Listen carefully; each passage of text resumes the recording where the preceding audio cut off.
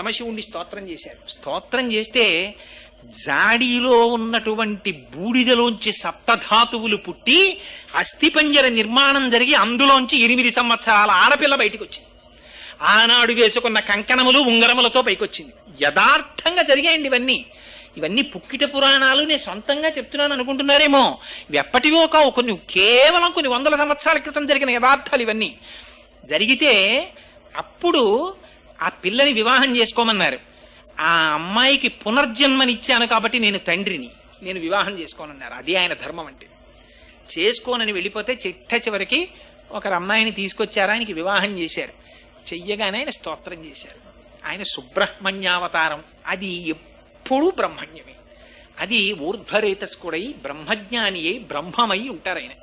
ఆయనకి సంసారంతో సంబంధం ఏమిటి? అందుకని ఆ భార్యని బంధువులు అందరినీ తీసుకుని శివాలయానికి వెళ్ళారు. సర్వేశ్వర, నీ పాదముల యొక్క అమృతమునందు మునకలు వేసిన నాకు సంసార లంపటమా? నాకు వద్దు తండ్రి, నీలో కలిపేసుకోమని అడిగారు. బ్రహ్మాండమైన జ్యోతి స్తంభం ఏర్పడి ఆ రోజున జ్ఞాన సంబంధర్పాడినటువంటి పత్తికానికి బంధువులందరితో సహా మోక్షానికి తీసుకెళ్ళిపోయారు పరమశివుడు. అంత గొప్ప స్థితిని పొందారు. అందుకని దక్షిణ భారతదేశంలో జ్ఞాన సంబంధర్గా వచ్చారు. ఉత్తర భారతదేశంలో ఆయనే అక్కడ ఆ తుషాగ్నిలో ప్రవేశించినటువంటి మహానుభావుడిగా అక్కడ వచ్చారు. అందుచేత 2 రకాలుగా అవతల బౌద్ధ మతాన్ని, యువతల జైన మతాన్ని, 2 మతాల్ని ఓడించి మళ్లీ వేదము యొక్క ప్రమాణమును నిలబెట్టినటువంటి అవతారం సుబ్రహ్మణ్య అవతారం. అటువంటి అవతారం మళ్లీ ఈ మధ్య కాలంలో వచ్చింది. ఎప్పుడు వచ్చిందో తెలుసా అండి?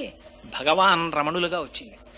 ఆయన అరుణాచల పర్వత శిఖరాలకి ప్రదక్షిణం చేస్తుంటే సప్తమాతృకలు కృత్తికల రూపంలో వచ్చి ఆయన్ని లోపలికి తీసుకెళ్లి భోజనం పెట్టి పంపించాయి రమణ మహర్షిని. అందుకే షణ్ముఖుడికి 6 ముఖాలు. 6 ముఖాలు ఎందుకో తెలుసా అండి? ఫిజికల్గా నిజంగా 6 ముఖాలా అండి అని కాదు. 6 ముఖాలు దేనికి సంకేతం అంటే షడూర్ములకు సంకేతం. ఈ షడూర్ములు ఎవరికి ఉంటాయో తెలుసా? మనందరికీ ఉంటాయి. అవే ఆకలి, దప్పిక, జరా, మోహము, జననము, మరణము. ఈ 6 కొట్టుకుంటూ ఉంటాం. ఇంకేమీ ఉండదు. నిజంగా లోపలికి వెళ్ళి చూస్తే ఉండేది ఏమిట్రా అంటే ఆకలి వేస్తూ ఉంటుంది, మళ్ళీ తింటూ ఉంటాడు, తగ్గిపోతూ ఉంటుంది. దప్పిక, దాహం వేస్తూ ఉంటుంది, తాగుతూ ఉంటాడు, తగ్గుతూ ఉంటుంది, మళ్ళీ దాహం వేస్తుంటుంది. జర, వద్దన్నా వృద్ధాప్యం వచ్చేస్తూ ఉంటుంది. మోహం, ఎక్కడ లేని జ్ఞానం వీడికి, అన్నీ నావే అనుకుంటూ ఉంటాడు, దాచుకుంటూ ఉంటాడు. ఆఖరికి కల్లరి బొమ్మయో కాయంబు నొల్ల అద్దె కొంపల పోలువా భోగమొల్ల కొని తెచ్చు పీడలో కొంపల నొల్ల ఇంటి దొంగల బోలు కొడుకుల నొల్ల ఎందుకీ భాగ్యంబులెందుకీ బ్రతుకు ముందు చావుండంగ మురియంగనగునే అంటారు. అలాగా స్వామి నీ పాదాలు చాలు, మాకు ఎందుకు ఇవన్నీ ఉండేవా, ఏడిచేవా, మా వెంట వచ్చేవా అని ఎవరంటారు? ఎవరో భక్తి కలిగిన వాళ్ళు అంటారు. మిగిలిన వాళ్ళందరం ఈ ఆకలి, దప్పిక, శోకము, మోహము, జర, మరణము ఈ 6 తిరుగుతూ ఉంటారు. కానీ ఎవరు సుబ్రహ్మణ్యేశ్వర స్వామి వారి పాదములు పట్టుకుంటున్నారో అటువంటి వారిని ఈ షడూర్ముల నుంచి ఉద్ధరిస్తాడు ఆయన. అందుకని ఆయనకి షడాననుడు, 6 ముఖములతో ఉంటారు.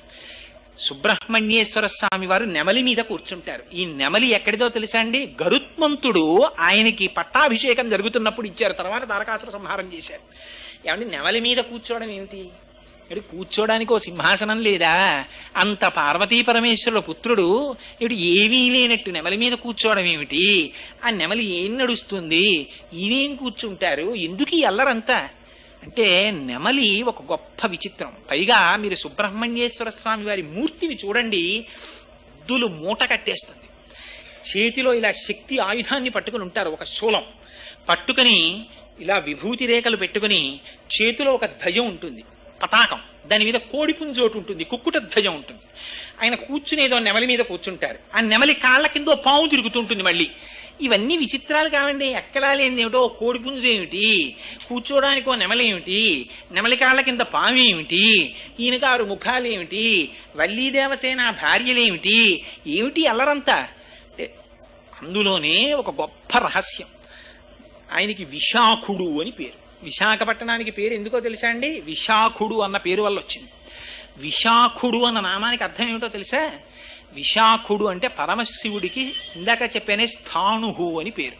స్థాణుహు అంటే ఎండిపోయిన చెట్టుగా ఉండిపోయిన వాడు అని ఒక అర్థం. అలా ఉన్న పరమశివుణ్ణి అమ్మవారు విడిచిపెట్టదు. అపర్ణ అని అమ్మవారికి పేరు. అపర్ణ అంటే ఆకులు కూడా తినకుండా తపస్సు చేసిందని ఒక అర్థం. అపర్ణ అంటే పరమశివుడు ఎండిపోయిన చెట్టులా నిలబడిపోయినప్పుడు అప్పుడు కూడా విడిచిపెట్టకుండా ఎండిపోయిన తీగలా చుట్టుకుని ఉండిపోయిందని అర్థం.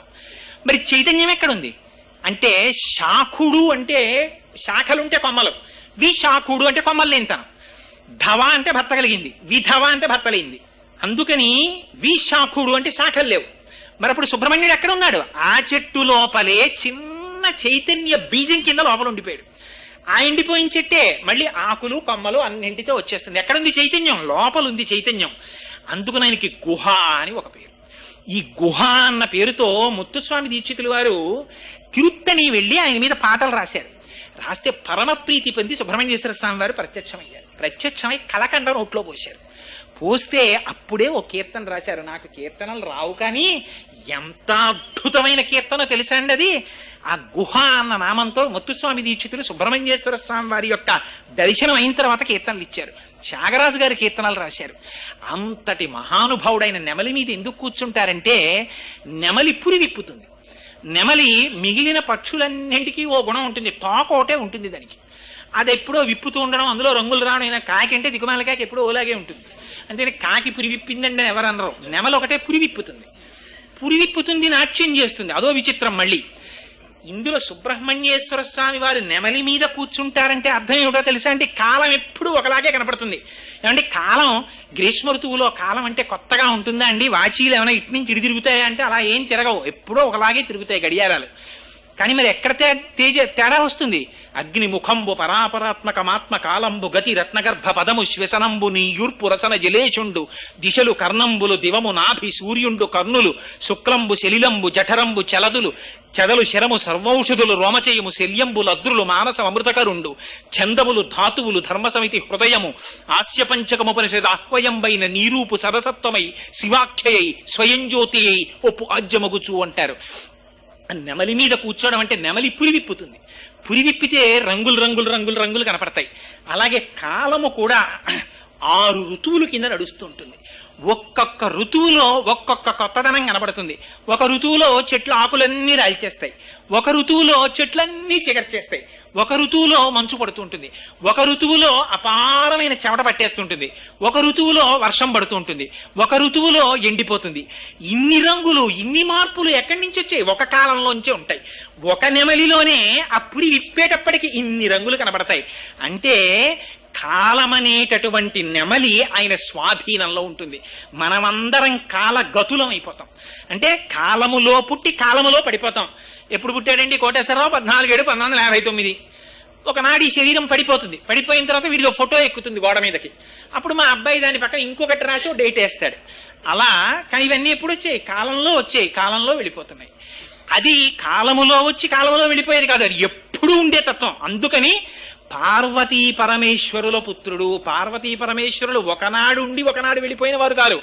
మరి సుబ్రహ్మణ్యుడు ఎప్పుడో వచ్చాడు కదండి. అంటే రహస్యం ఎక్కడుంది? మెరుపు ఎక్కడుంది? మబ్బులోనే ఉంది. మబ్బులో లేని మెరుపు ఎక్కడి నుంచి వచ్చింది? కానీ 2 మబ్బులు దగ్గరికి రావాలి. సౌదామిని అంటారు. నీలి ఆకాశం మీద 2 నల్లటి మబ్బులు వచ్చి తగిలికున్నాయి అనుకోండి, ఒకదాన్నొకటి, మధ్యలో పెద్ద మెరుపు వస్తుంది. ఈ మెరుపు శక్తి. దీని జ్ఞానప్రకాశంలో మీకు అన్ని వస్తువులు కనపడతాయి. అలా పార్వతీ పరమేశ్వరుల యొక్క సమాగమంలో జ్ఞానశక్తి ఆవిర్భవించింది. అది సుబ్రహ్మణ్యుడు. ఆయన చేతిలో శక్తి ఉంది. ఏమిటా శక్తి? శూలాయుధం. అదే ఇచ్ఛాశక్తి, జ్ఞానశక్తి, క్రియాశక్తి. ఆయన పాదములు పట్టుకున్న వాడికి అన్ని శక్తులు వచ్చేస్తాయి. అందుకని సుబ్రహ్మణ్య ఆరాధన గొప్ప ఆరాధన. అందుకని ఆయన చేతిలో శూలం పట్టుకుంటారు. మరి నెమలి కాళ్ళ కింద పావేమిటి? పాము అంటే 2 అర్థాలు ఉంటాయి. ఒక పాము ఊర్ధ్వముఖంగా ఉంటుంది, ఇది పైకెక్కుతూ ఉంటుంది. ఇలా ఉంటాయి పాములు. కొన్ని పాములు కిందకుంటాయి. కిందకున్న పాము అధోముఖంగా వీర్యం పోవడం. వృషాకృత్వా గోత్రస్కలనమధవైలక్షితమితం లలాటే భర్తారం చరణకమలే తడయతితే చిరాదంత శల్యదహన కృతమున్మూలితవత తులా కోటిక్వాణై కిలికిలితమిషానరిపుణ అంటారు సౌందర్యలహరిలో శంకరాచార్యులు వారు. యోగరహస్యం చెప్తూ కేవలము సంసారమునందు వీర్యభ్రష్టుడైనటువంటి వాడు రేతపతనాన్ని పొందుతుంటాడు, తేజస్సు పోగొట్టుకుంటాడు. ఊర్ధ్వరేతస్కుడైనటువంటి వాడు బ్రహ్మాన్ని పొందుతుంటాడు. అందుకని నెమలి కాళ్ళ కింద పడిపోయినటువంటి ఉన్నటువంటి పాము బ్రహ్మజ్ఞానములకు కింద పడిపోయినటువంటి సంసారం. వాడు సంసారమునందు మగ్నుడు కాడు. మరి వల్లి దేవసేన వీళ్ళిద్దరెవరు? భార్యల కింద చెప్తారు, కానీ వల్లి అంటే కుండలిని శక్తి. 3.5 చుట్ల చుట్టుకుని మనందరికీ మూలాధారం దగ్గర కుండలిని శక్తి పడుకుంటుంది. పడుకుని ఆ తోక తల కలిపేసి పడుకుని ఉంటుంది. దాన్ని ఎవ్వరూ లేపకూడదు కూడా, గురువుల అనుగ్రహం లేకుండా. దాన్ని లేపితే ఆ పాము పైకెక్కుతుంది. అది ఆశాంతం అంటారు. ఆశాంతం అంటే ఆధార చక్రం దగ్గర నుంచి సహస్రార చక్రం వరకు వెడుతుంది. అదే శంకరాచార్యులు వారు సౌందర్యలహరిలో చెప్తారు, మహీం మూలాధారే కమపి మణిపూరే హుతవహం స్థితం స్వాధిష్టానే హృదయమపి అని ఆ ఒక్కొక్క చక్రం దాటుతూ షట్చక్రాల్ని భేదనం చేసుకుంటూ సహస్రారంలోకి వెళ్ళిపోతుంది. అలా సహస్రారంలోకి వెళ్ళిపోయేటటువంటి తేజస్సు సంసారమునందు అధోముఖమైనటువంటి రేతస్సు కన్నా భిన్నం. అందుకని నెమలి కాళ్ల కింద పడిపోయినటువంటి పాము ఊర్ధ్వరేతస్కుడై బ్రహ్మజ్ఞానమును పొంది బ్రహ్మముగా నిలబడినటువంటి షణ్ముఖుణ్ణి చూపిస్తుంది. రెండవది దేవసేన. దేవసేన అంటే సాక్షాత్తుగా దేవతల యొక్క సైన్యమునకంతటికీ కూడా ఆయన ఆధ్యక్షమును వహించి దేవతలకి విజయాన్ని తీసుకొచ్చారు. లోపల ఆంతరంగా చూస్తే ఇక్కడే రాక్షస గుణాలుంటాయి, ఇక్కడే దేవతా గుణాలుంటాయి. రెండింటికి పోరాటం జరుగుతుంటుంది. జరుగుతున్నప్పుడు ఒక్కొక్కసారి దేవతా గుణాలు పెరుగుతాయి, ఒక్కొక్కసారి రాక్షస గుణాలు గెలుస్తాయి. ఇది పైకి వినపడదండి, ఇవన్నీ ఇక్కడ జరిగిపోతుంటాయి. ఏదో 100 రూపాయలు రాకూడని రీతిలో వస్తుంది. ఎందుకురా అనవసరం, మనకి ఏం లోటు, పరమేశ్వరుడు ఏమీ ఇవ్వలేదు, పుచ్చుకోకంటుంది దేవతాగుణం. ఏమిటో నువ్వు పుచ్చుకోకపోతే మాత్రం అది ఉండిపోతుందా? పుచ్చుకునే వాళ్ళు ఎవరో పుచ్చేసుకుంటారు. సిరిదా వచ్చిన మోకాలు అడ్డుతావా, ఎంత మూర్ఖత్వం, పుచ్చుకో అంటుంది రాక్షస గుణం. పుచ్చుకుంటాడు, ఏమయ్యాడు? రాక్షస గుణానికి లొంగాడు.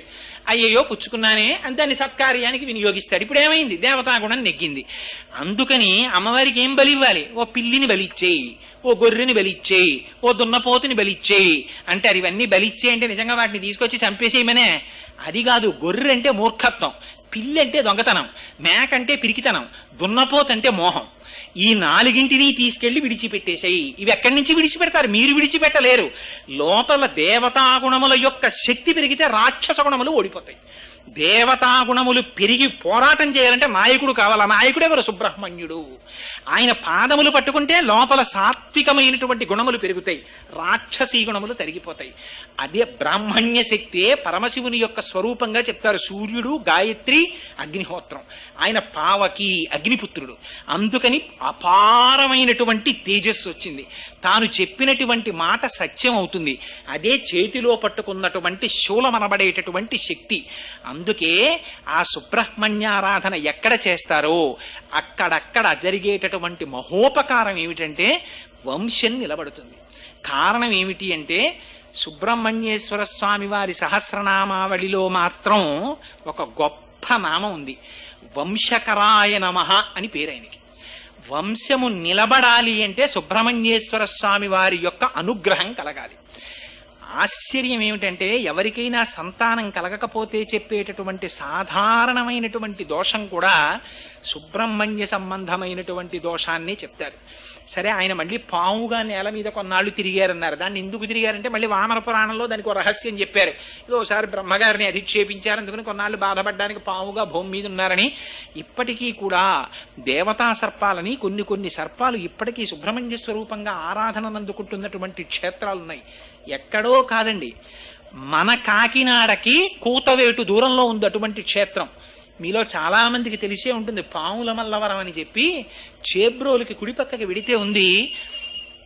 అక్కడ ఇప్పటికీ మా పూజా మందిరంలో ఉంది. నేను అది శరీరంతో ఉండగా దర్శనం చేసే అదృష్టాన్ని పొందలేదు, కానీ ఇంతలావు త్రాచుపాం, ఇంత పెద్ద పడగ విప్పి ఉంటుంది. అది ఎక్కడి నుంచి వచ్చిందో తెలియదు. శివలింగాన్ని చుట్టుకుని ఉండేది. ఆ శివలింగాన్ని విడిచి ఎదురుగుండా ఉన్న సరోవరంలోకి వెళ్ళి స్నానం చేసేది, మళ్ళీ వచ్చి శివలింగాన్ని చుట్టుకు పడుకునేది. పడుకుంటే అభిషేకం చేసిన పాలు కొంచెం తాగుతూ ఉండేది. ఎవరైనా సంగీత విద్వాంసులు కానీ ఉపన్యాసకులు కానీ వచ్చి ఉపన్యాసం చెప్పినా పాట పాడినా దానికి సంతోషం కలిగితే శివలింగాన్ని విడిచిపెట్టి వచ్చి వాళ్ళ యొక్క మెడలో పూలమాల కింద పడేది తనకి తాని. మళ్ళీ విప్పుకుని వెళ్ళి శివలింగానికి చుట్టుకునేది. పిల్లలు పుట్టని వాళ్ళు ఇంకా సంతానం కలగరేమో అని పెళ్ళై 15 సంవత్సరాలు దాటిపోయి బెంగ పెట్టుకున్న వాళ్ళు ఆ గుడికెళ్ళి నమస్కారం చేస్తే వెంటనే భార్య గర్భాన్ని ధరించి పిల్ల పుడితే సుబ్రహ్మణ్యేశ్వరి అని పేరు పెట్టి ఆ పిల్లని తీసుకెళ్లి ఆ స్వామి పడగ కింద పడుకోపెడితే చంటి పిల్లల్ని ఆ పాము పడగ కింద పెట్టేవారు. పెడితే ఎంతో సంతోషంగా పిల్లల్ని చూసేది ఆ పాము. ఆ పిల్లల్ని తెచ్చుకునేవారు. అటువంటి క్షేత్రం మనకి కూతవేటు దూరంలో ఉంది మల్లవరం. అక్కడ పొలాలు దున్నుతుంటే తామ్రపత్ర శాసనాలు దొరికాయి. నేను ట్రస్టీ గారు ఇవాళ వాళ్ళ బంధువులు ఇక్కడికి వచ్చారో లేరో నాకు తెలియదు, కానీ ఆ తామ్రపత్ర శాసనాలు అవి అక్కడ మ్యూజియం లాంటి గది ఒకటి కట్టి పెట్టి ఒకసారి నేను అక్కడ ప్రసంగం చేయడానికి వెళ్ళాను. వెడితే నన్ను వాళ్ళ గదిలోకి తీసుకెళ్లి అవన్నీ చూపించారు, ఆ దొరికిన శాసనాలు అవన్నీ. అలాగే మనకి బిక్కవోల్లో ఇప్పటికీ ఒక రాత్రంతా ఆరాధన చేస్తారు దంపతులు, ఆ సంతానం కలగాలని. ఎందరో అలా సంతానం పొందినటువంటి వాళ్ళు ఉన్నారు. ఇవన్నీ అబద్ధాలు కాదండి. సుబ్రహ్మణ్యేశ్వర స్వామి వారికి ఉన్నటువంటి 6 ముఖాలే 6 క్షేత్రాలయ్యాయి తమిళనాడులో. మళ్ళీ అవి కూడా సుబ్రహ్మణ్యేశ్వర స్వామి వారి యొక్క విచిత్ర స్థితి ఏమిటంటే అన్ని మూర్తులు ఒకలా ఉండవు, మీకు ఒక్కొక్క చోట ఒక్కొక్కలా ఉంటాయి. ఆయన తిరుత్తని అని ఒక క్షేత్రం ఉంది. సాధారణంగా తిరుపతి వెళ్ళిన వాళ్ళు వెళుతుంటారు, అన్ని కొండ మీద ఉంటాయి సుబ్రహ్మణ్యేశ్వర స్వామి వారివి. తిరుత్తణిలో ఆయన క్రౌంచాసురుడు అనే రాక్షసుడిని సంహరించి విశ్రాంతి తీసుకున్నారు అక్కడ. రెండవది తిరుత్తణి తర్వాత పళని. ఆ పళని దగ్గరికి వెళ్ళేటప్పటికి దండాయుధపాణి అంటారు. చేతిలో ఒక కర్ణ పట్టుకుని వ్యుక్తకేశుడై ఆ శిరస్సు మీద రోమాలు లేకుండా కేశములు లేకుండా ఓ గోచి ఒకటి పెట్టుకుని ఉంటారు. అదే స్వరూపం రమణ మహర్షిది. పళనిలో దండాయుధపాణిగా ఉంటారు. మూడవది ఆ తిరుచెందూర్ అని సముద్రం దగ్గర ఉంది. ఆ కన్యాకుమారి వెళ్ళినటువంటి వాళ్ళు వెడుతూ ఉంటారు.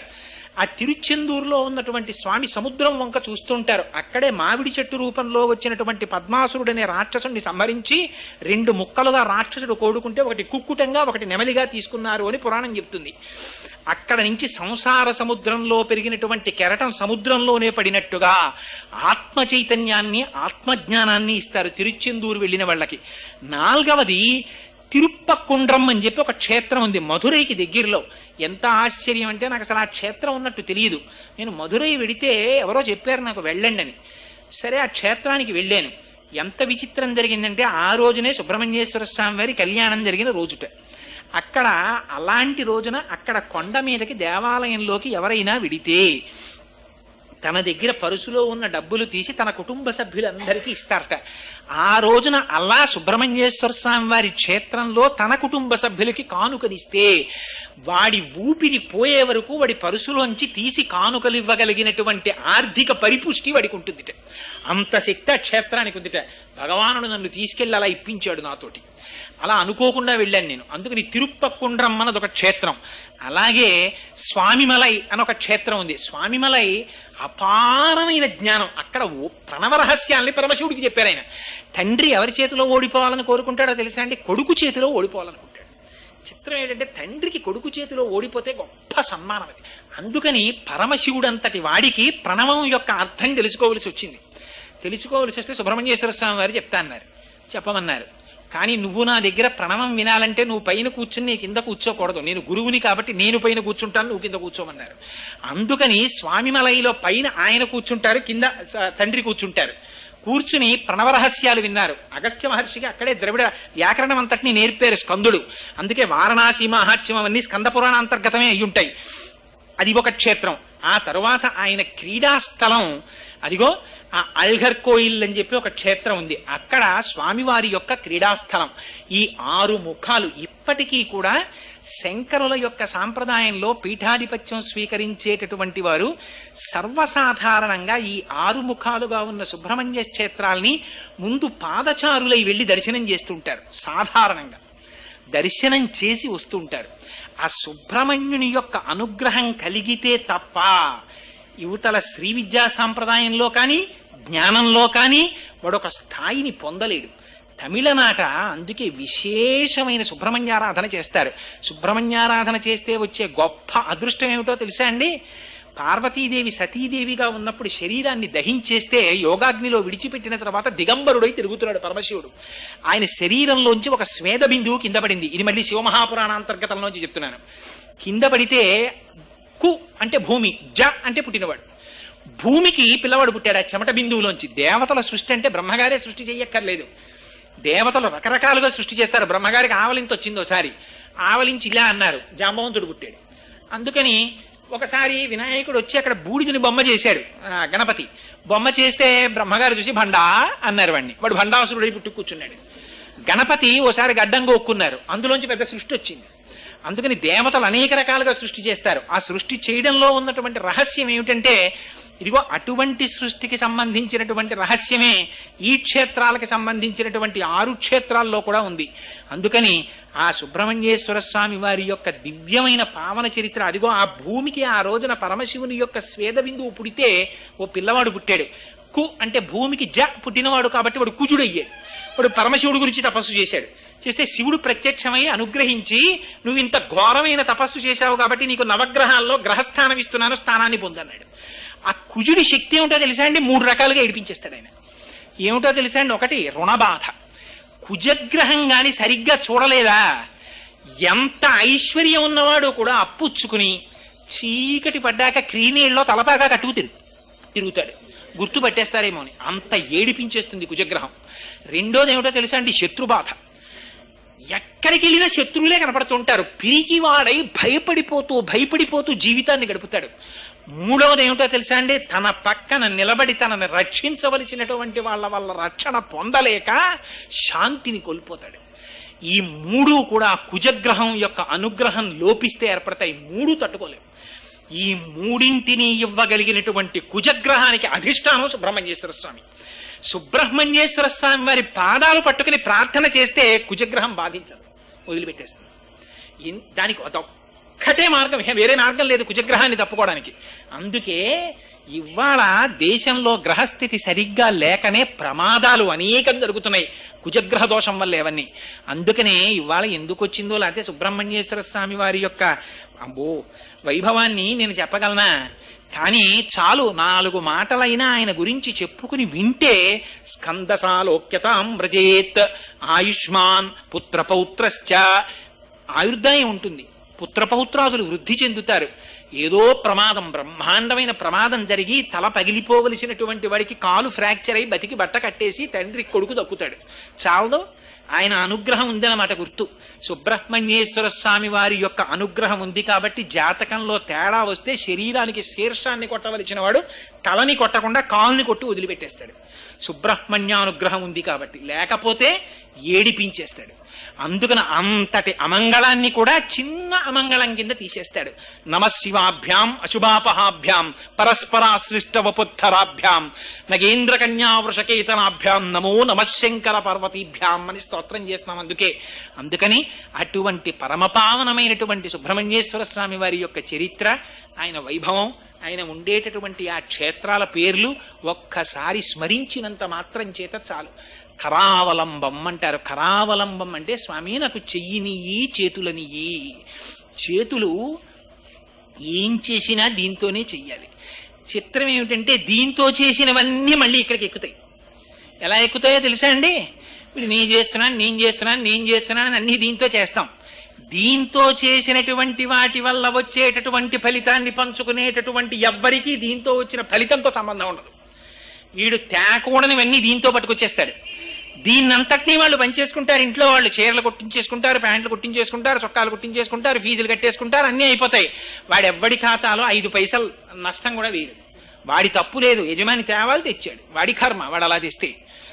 దోషం ఎవరికి పడిపోతుందో తెలుసా అండి? వీడి ఖాతాలో వేసేస్తాడు. ఎవడేసేస్తాడండి? ఎవడు చూశాడండి అనుకోవచ్చు మీరు. చిత్రంగా కూర్చుని గుప్తంగా రాసేవాడు ఉన్నాడు. వాడు 1000 కళ్ళతో చూస్తాడు. వాడు చిత్రగుప్తుడు. వాడు ఇక్కడ కూర్చుని చూస్తూ ఉంటాడు అన్ని.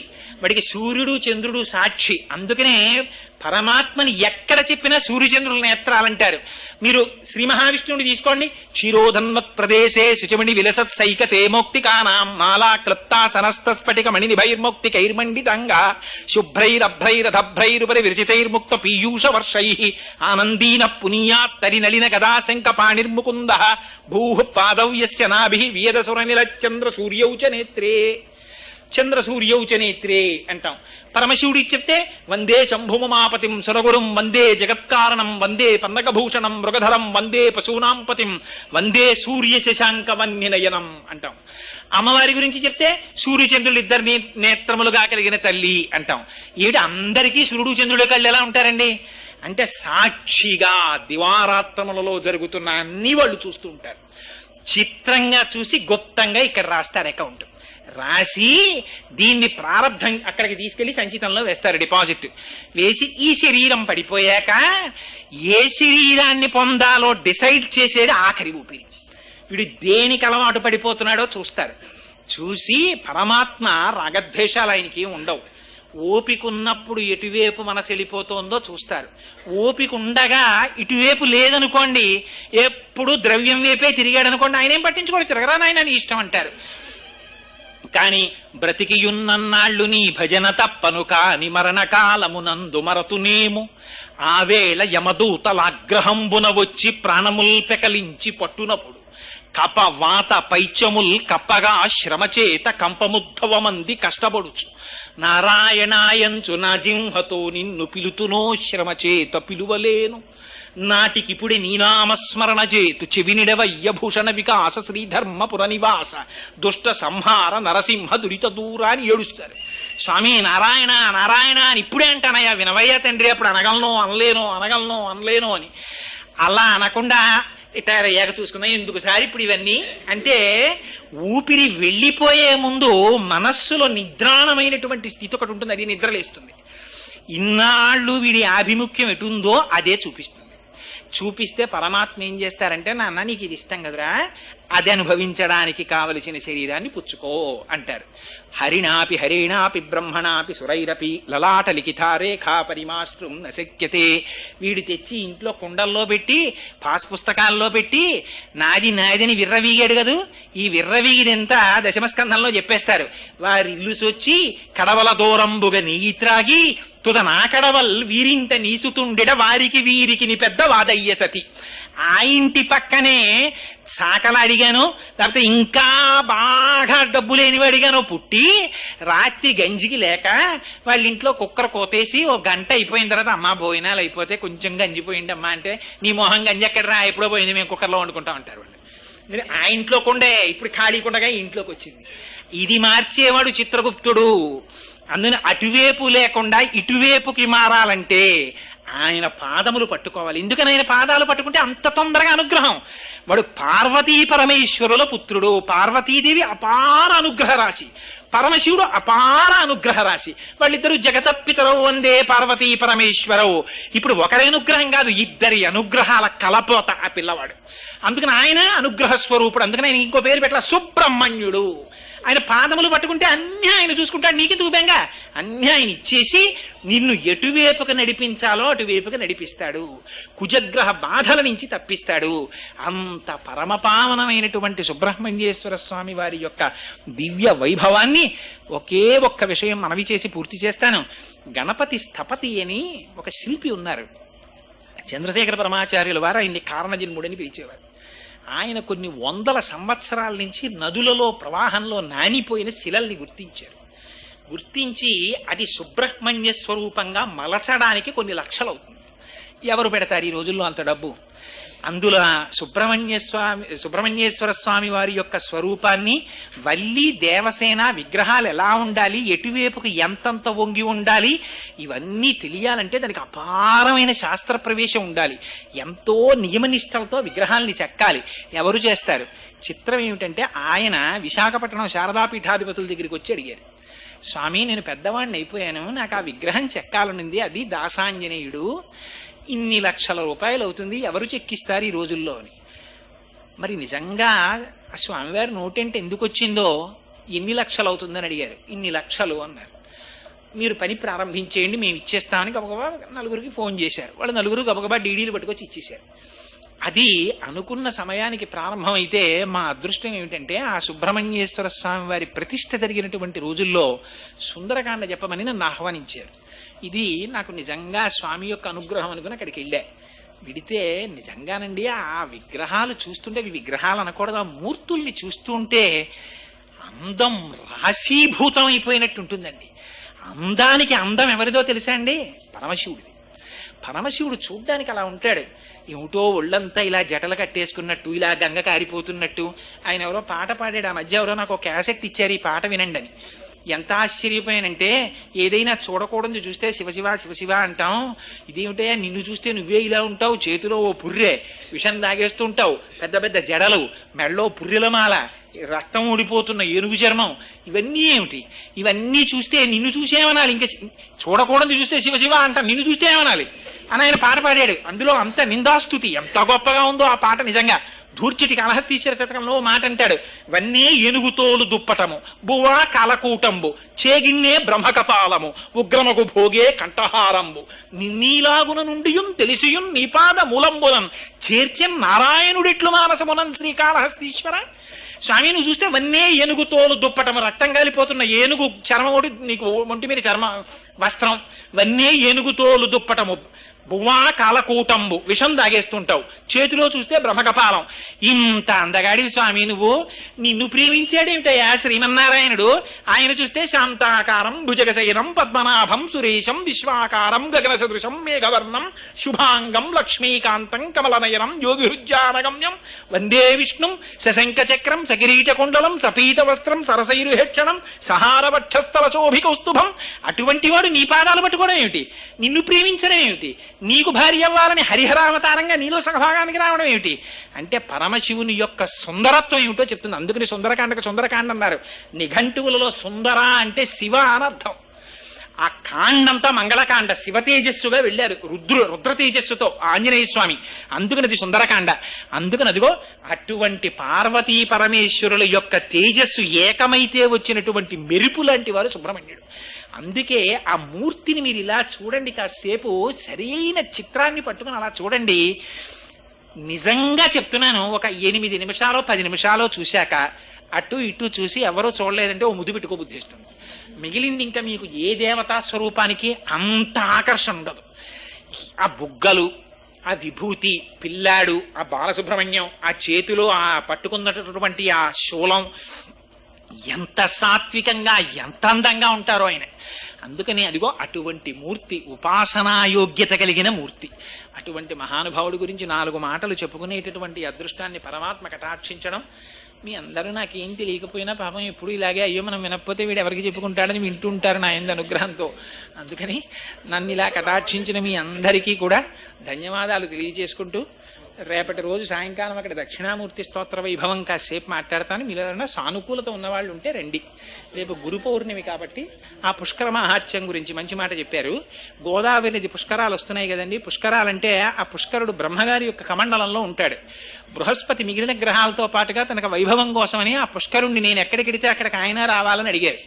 అడిగితే అలా కుదరదయ్యా నేను రానన్నాడు ఆయన. బ్రహ్మగారు వరం ఇచ్చారు తీసుకెళ్ళమని. కానీ ఆయన అన్నాడు, ఆ బృహస్పతి ఆ రాశులు మారేటప్పుడు ఏ నదిలో ప్రవేశిస్తూ ఉంటే అప్పుడు మొట్టమొదట 12 రోజులు, చిట్ట చివరి రోజులు నువ్వు కూడా ఆయనతో పాటు ఆ నదిలో ప్రవేశించమన్నారు.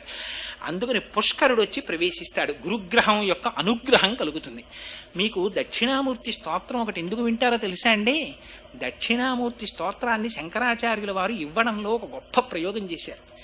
గురుగ్రహం యొక్క అనుగ్రహం లేకపోతే మిగిలిన గ్రహాల యొక్క బలం ఉన్నప్పటికీ కూడా వాడు దెబ్బతింటాడు. గురుగ్రహం యొక్క అనుగ్రహం లోపిస్తే దాన్ని పొందడానికి మార్గం దక్షిణామూర్తి స్తోత్రం. దాన్ని రోజు చేస్తే అంత శక్తివంతం. అందుకని అదిగో ఆ దక్షిణామూర్తి స్తోత్రం ఎంత గొప్పదో, బృహస్పతి ప్రవేశించినటువంటి పుష్కరుడు ప్రవేశించిన పుష్కర స్నానం అంత గొప్పది. ఆ పుష్కర స్నాన సమయంలోనే పితృపిండ ప్రదానమని, దానాలని, ఎందుకని అంటే అవి చేస్తే 1,000,000 రెట్లు ఫలితాన్ని ఇస్తాయని. ఎందుచేత దేవాలయాలు కూడా అన్నీ ఒకటి కావుగా. ప్రతిష్ఠ చేసిన ఆలయంలో కూర్చుని మంత్రజపం చేస్తే ఒక ఫలితం, స్వయంభూ అయినటువంటి చోట కూర్చుని చేస్తే ఒక ఫలితం, ఒక్కొక్క చోట ఒక్కొక్క ఫలితం. అంతటా పరమాత్మ ఉన్నా ఒక్కొక్క చోట ద్విగుణీకృతంగా ఉంటుంది దాని తేజస్సు. అంతటా లేదా విద్యుత్తు, కానీ ట్యూబ్లైట్ దగ్గర బాగా కనబడుతూ ఉంటుంది విద్యుత్తు యొక్క ప్రభావం. ఫ్యాన్ తిరిగితే బాగా కనబడుతూ ఉంటుంది విద్యుత్తు ప్రభావం. అంత మాత్రం చేత ఆ వైర్లో అక్కడ లేదంటా ఉంటుంది, వేలు పెట్టుకుంటే తెలుస్తుంది. అందుకని అంతటా ఉంటుంది. అలా పరమేశ్వరుడు అంతటా ఉన్న ఈ పుష్కర సమయంలో కాలం పవిత్రమై ఉంటుంది. కానీ నేను ఇంతకీ పుష్కరాల గురించి చెప్పవలసినది ఒకే ఒక్క మాట చెప్పాలనుకున్నా. పుష్కర స్నానం చెయ్యడానికి వెళ్ళేటటువంటి వారు మరిచిపోకుండా ఒక విషయాన్ని జ్ఞాపకం పెట్టుకోండి. పరమశివుని యొక్క 3వ కంటి మంటలోంచి ఒక కృత్య పుట్టింది. ఆ కృత్య నాకు ఆకలి వేస్తోంది, ఏం తినమంటావు అని అడిగింది. అడిగితే ఆయన అన్నారు, పుష్కరాల్లో స్నానం చేసి తమ పాపములు పోగొట్టుకోవాలని భక్తులు కొన్ని కోట్ల మంది నదుల దగ్గరికి వస్తారు. వాళ్ళు స్నానం చేసి బయటికి రాగానే వాళ్ళకి అపారమైన పుణ్యరాశి వస్తుంది. కానీ పుష్కర స్నానం చేసేటప్పుడు నది ఒడ్డున ఉన్నటువంటి మట్టి తీసి నదిలోకి విసిరి ఒక మంత్రం చెప్పి పిప్పలాదాత్ సముత్పన్న కృత్యే లోకభయంకరి మృత్తికాంతే మయా దత్త మహారార్థం ప్రకల్పయా అన్న మంత్రం చెప్పకుండా, మట్టి విసరకుండా ఎవరు నీటిలోకి వెళ్ళి స్నానం చేసి బయటికి వచ్చారో వాళ్ళ యొక్క పుణ్యాన్ని నువ్వు తినేసేయని ఆనపించారు. అందుకని పుష్కర స్నానం చేసినా వారి పుణ్యాన్ని కృత్య తినేస్తుంది. అందుకని పుష్కర స్నానం చేసేవాళ్ళు తప్పకుండా జ్ఞాపకం పెట్టుకోండి. ఇంత కష్టపడి ఎవరైనా వెళ్ళేది ఎందుకు? మనకున్న పాపరాశి దగ్ధం చేసుకోవాలనే కదా. అందుకని ఆ మంత్రం తప్పకుండా చెప్పండి. ఆ ఒడ్డున ఉన్న మట్టి కొంచెం తీసి నదిలోకి విసిరి ఓ నమస్కారం చేసి అప్పుడు పుష్కర స్నానం చెయ్యండి. ఇదిగో ఈ విషయం కొంచెం ప్రధానమైంది కాబట్టి, పుష్కరాలు దగ్గరికి వచ్చేస్తున్నాయి కాబట్టి దీన్ని ప్రస్తావన చెయ్యాలి అని అనుకున్నాను. సరే,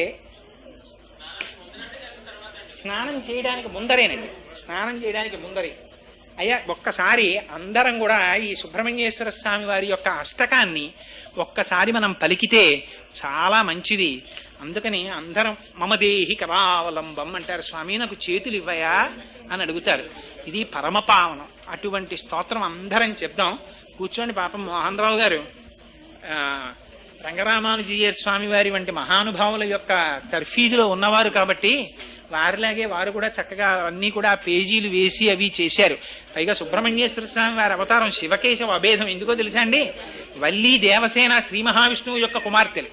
వాళ్ళని ఈయన వివాహం చేసుకున్నారు. మేనల్లుడు అల్లుడు కూడా విష్ణుమూర్తికి సుబ్రహ్మణ్యేశ్వర స్వామి వారు. అందుకని అది శివకేశవ అభేదం ఆ అవతారం. అందుకని నామాలు చెప్పండి సార్. నేను కళ్ళదోడు కాలేదు, పర్వాలేదు, నోటికొచ్చు ఒకవేళ నేను ఎక్కడైనా ఒక శ్లోకానికి ఒక శ్లోకం చెప్పబోతే మాత్రం కొంచెం చెప్పండి అమ్మా, అది కాదురా అక్కడ అని చెప్పండి అమ్మా. ఎవరైనా చూసిన వాళ్ళు చెప్పండి. ఒకవేళ నేను ఆ శ్లోకానికి ఇంకో శ్లోకం ఏదైనా చెప్పేస్తుంటే కాస్త చెప్పండి నాకు. శ్రీ పార్వతీశ ముఖ పంకజ పద్మబంధో శ్రీశాదిదేవ గుణపూజిత పాద పద్మ వల్లీశనాథ మమ దేహి కరావలంబం దేవాదిదేవ నుతదేవ గణాధినాథ దేవేంద్రవంద్య మృదు పంకజ మంజుపాద దేవర్షి నారద మునీంద్ర సుగీత కీర్తే వల్లీశనాథ మమ దేహి కరావలంబం నిత్యాన్నదాన నిరతాఖిల రోగహారీన్ తస్మాత్ ప్రదాన పరిపూరిత భక్తకామ శృత్యాగమ ప్రణవవచ్చ నిజస్వరూప వల్లీశనాథ మమ దేహి కరావలంబం క్రౌంచాసురేంద్ర పరిఖండన శక్తిశూల పాశాదిశస్త్ర పరిమండిత దివ్యపాణి శ్రీకుండలీశ ధృతకుండ శిఖీంద్రవాహ వల్లీశనాథ మమ దేహి కరావలంబం దేవాదిదేవ రథమండల మధ్యవేద్య దేవేంద్రపీఠనగరం దృఢచాపహస్తం శూరం నిహత్య సురకోటి బిరీఢ్యమాన వల్లీశనాథ మమ దేహి కరావలంబం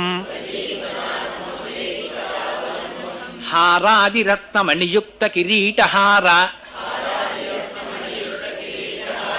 కేయూరకుండలల సత్కవచాభిరామ హే వీరతారక జయామర బృందవంద్య వల్లీశనాథ మమ దేహి కరావలంబం పంచాక్షరాది మనుమంత్రిత గంగతో యైః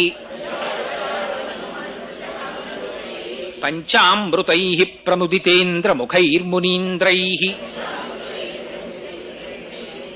పట్టాభిషిక్త హరయుక్త వరాసనాథ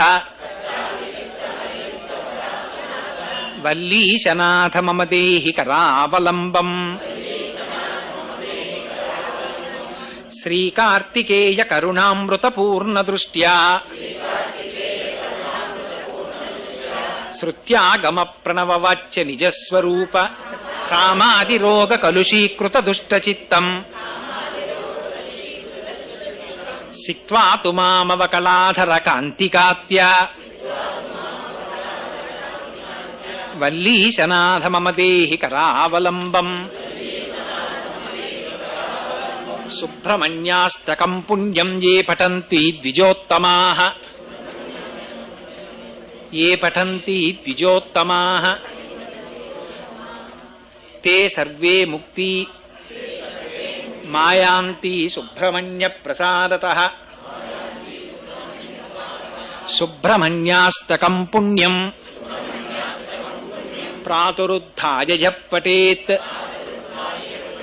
కోటి జన్మ కృతం పాపం తక్షణాదేవ నశ్యతి. మంగళాశాసనపరైః మదాచార్య పురోగమైః సర్వైశ్చ పూర్వైరాచార్యైః సత్కృతాయాస్తు మంగళం. మంగళం కోసలేంద్రాయ మహనీయ గుణాత్మనే చక్రవర్తితనూజాయ సర్వభౌమాయ మంగళం. ఉమాకాంతాయ కాంతాయ కామితార్థప్రదాయినే శ్రీగిరీశాయ దేవాయ మలినాథాయ మంగళం. కరచరణకృతం వా కర్మ వాక్కాయజం వా శ్రవణనైనజం వా మానసం వాపరాధం విహితం వా సర్వమేత్తక్షమస్వ. శివ శివ కరుణాబ్ధే శ్రీమహాదేవ శంభో. సర్వం శ్రీ ఉమామహేశ్వర పరబ్రహ్మార్పణమస్తు. స్వస్తి. సదా బాలరూపాపి విఘ్నాదిహంత్రీ మహాదంతి వక్త్రాపి పంచాస్యమాన్యా విధీంద్రాదిమృగ్యా గణేశాభిధానే విధత్తాం శ్రియం కాపి కళ్యాణమూర్తిః. న జానామి శబ్దం న జానామి చార్థం న జానామి పద్యం న జానామి గద్యం. చిదేకాషడాస్యా హృది ద్యోతతే మే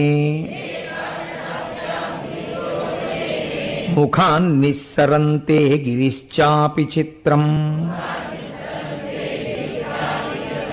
మయూరాధిరూఢం మహావాక్యగూఢం మనోహారిదేహం మహాచిత్తగేహం. మహీదేవదేవం మహావేదభావం మహాదేవబాలం భజే లోకపాలం. యదా సన్నిధానం గతా మానవా మే భవాంబోధిపారం గతాస్తే తదైవ. ఇతి వ్యంజయన్ సింధుతీరేయ ఆస్తే తమీడే పవిత్రం పురారాతిపుత్రం. యథాబ్దేస్తరంగాలయం యాంతి తుంగా తథైవాపదః సన్నిధౌ సేవతాం మే.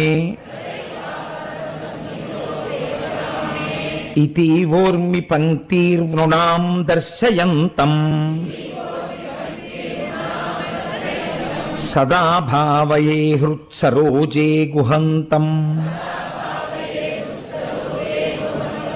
గిరౌ మన్నివాసే నరాయేధిరూఢా తదా పర్వతే రాజతేధిరూఢాః ఇతీవ బ్రువన్ గంధశైలాధిరూఢా సదేవో ముదే మే సదా షణ్ముఖోస్తు మహాంభోధితీరే మహాపాపచోరే మునీంద్రానుకూలే సుగంధఖ్యశైలే గుహాయాం వసంతం స్వభాసాలసంతం జనార్తిం హరంతం శ్రయామో గుహంతం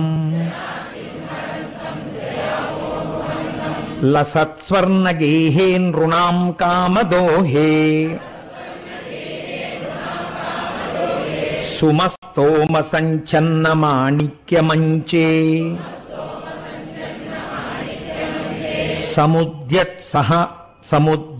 సముద్యత్సహస్రార్కతుల్య ప్రకాశం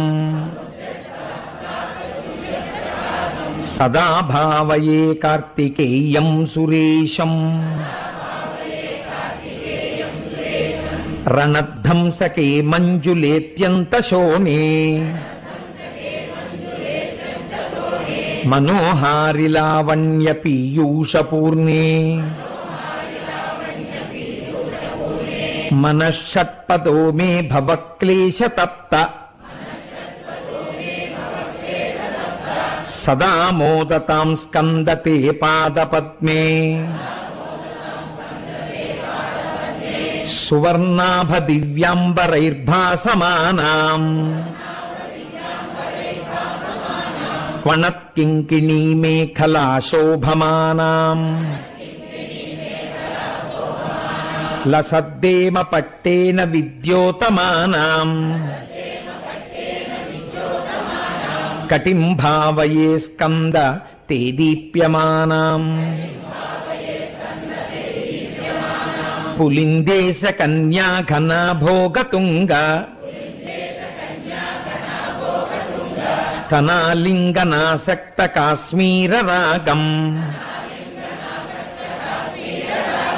నమస్యామ్యహం తారకారే తవోరః స్వభక్తావనే సర్వదాసానురాగం విధౌ క్లుప్తదండాన్ స్వలీలాద్ధృతాండాన్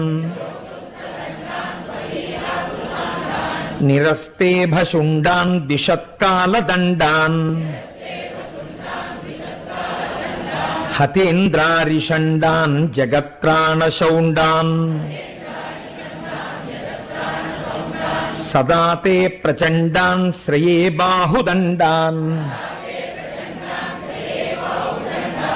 సదా శారదాప్షన్ మృగాంకాయది స్యు సముద్యంత ఏవ స్థితాశ్చేత్సమంతాత్ సదా పూర్ణబింబాః కలంకైశ్చ హీనా తథా త్వన్ముఖానాం బ్రువే స్కందసామ్యం స్ఫురన్మందహాస్తే సహంసాని చంచ తటఛావలీ భృంగ సంఘోజ్వలాని సుధాస్యంది బింబాధరాణీశ సూనో తవాలోకయే షణ్ముఖాంభోరుహాణి విశాలేషు కర్ణాంత దీర్ఘేష్వజస్రం దయాస్యందిషు ద్వాదశస్వీక్షణేషు మయీషత్కటాక్షస్సు కృత్వాతి తశ్చే ధ్రువే తే దయాశీలకానామహానిః సుతాంగోద్భవో మేసి జీవేతి షడ్డా జపన్మంత్రమీశో ముదా జిఘ్రతేయాన్ జగద్భారభృద్యో జగన్నాథతేభ్యః కిరీటోజ్వలేభ్యో నమో మస్తకేభ్యః స్ఫురద్రత్నకేయూరహారాభిరామ చలత్కుండలశ్రీలసద్గండభాగః కటౌ పీతవాసాః కరే చారుశక్తిః పురస్తాన్మమాస్తాం పురారేస్తనూజః ఇహాయాహి వత్సేతి హస్తాన్ ప్రసార్య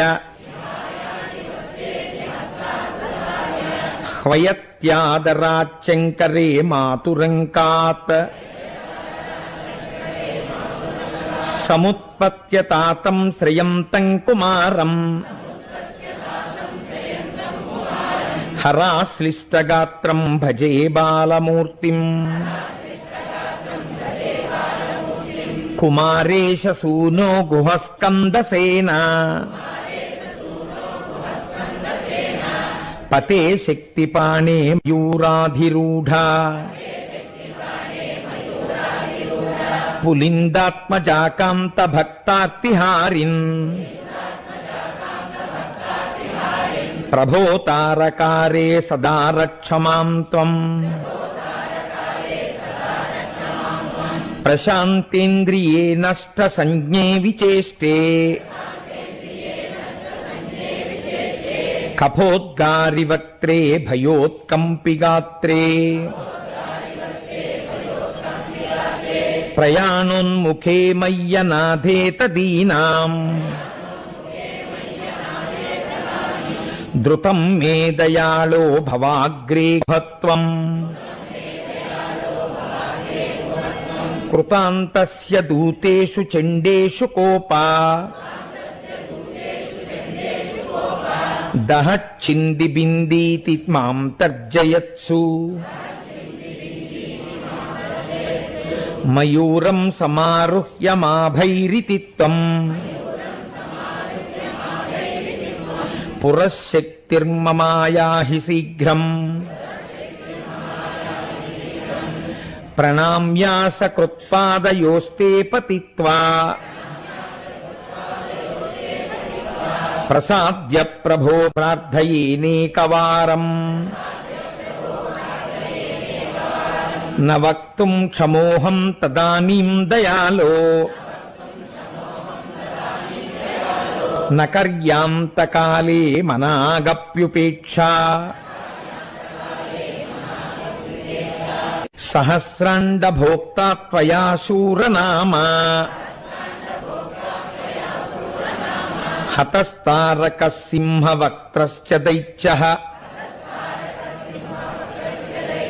మాంతర్పృదిస్థం మనఃక్లేశమేకం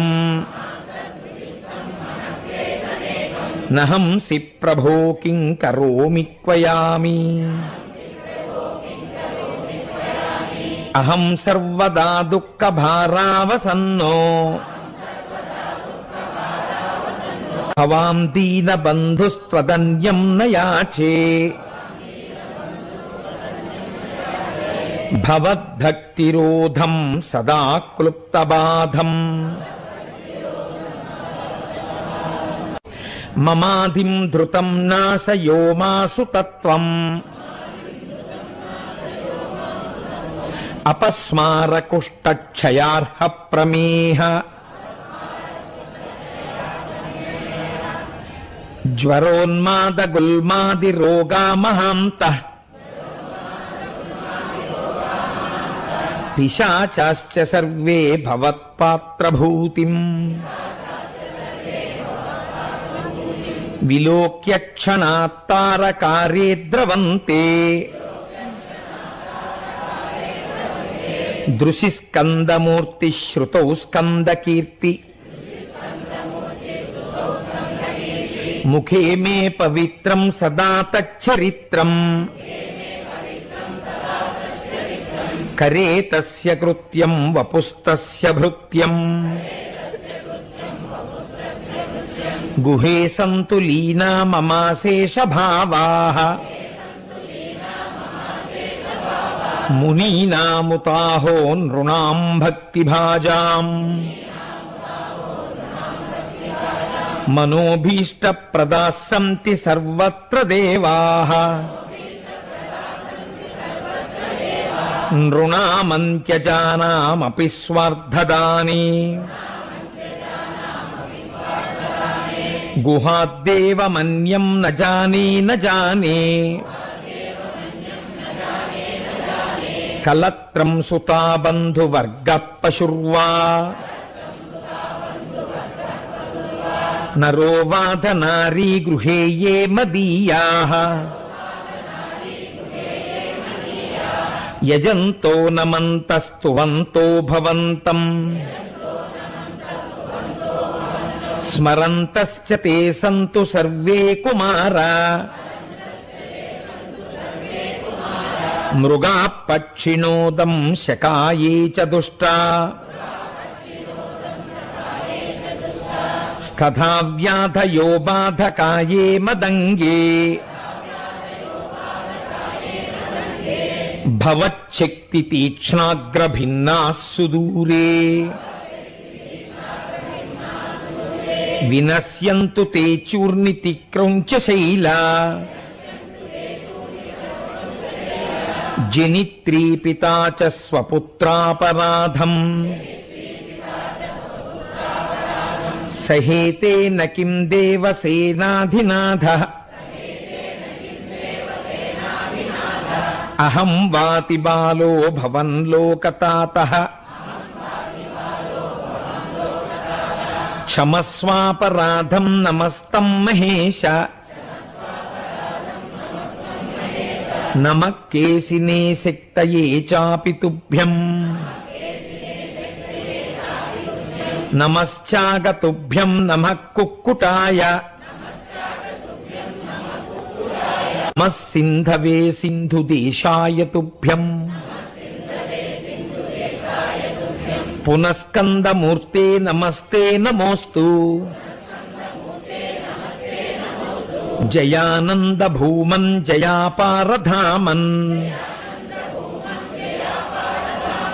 జయామోఘ కీర్తే జయానందమూర్తే జయానంద సింధో జయాశేషబంధో జయత్వం సదా ముక్తిదానేశసూనో భుజంగాఖ్యవృత్తేన క్లుప్తస్తవం యః పఠేద్భక్తియుక్తో గుహం సంప్రణమ్య సపుత్రాన్ కళత్రం ధనం దీర్ఘమాయుః లభేత్ స్కందసాయుజ్యమంతే నరః సహ